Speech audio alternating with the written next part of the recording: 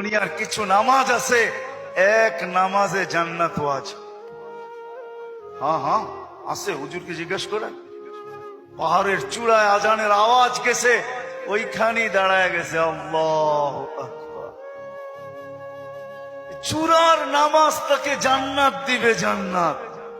হ্যাঁ, ক্ষেতের ভিতরে আছে, ক্ষেতের আইল বলেন আর লাইল বলেন আর যেটাই বলেন, ক্ষেতের ভিতরে আছে, আজানের আওয়াজ আসছে, ওইখানেই আতাইলের ভিতরে বলেন আর লাইলের ভিতরে বলেন আর আইলের ভিতরে বলেন, গামছা বিছাইছে আর আল্লাহু আকবার।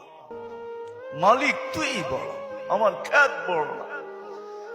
অফিসে আছে, কাজ করতে করতে ছুটার রাস্তা নাই, চেয়ারের পাশেই দাঁড়ায় গেছে আল্লাহু আকবার। এই সমস্ত ক্ষেত্রগুলা জান্নাত ওয়াজিব করে দেয়, ওয়াজিব। আল্লাহ ফেরেশতাদেরকে দেখায়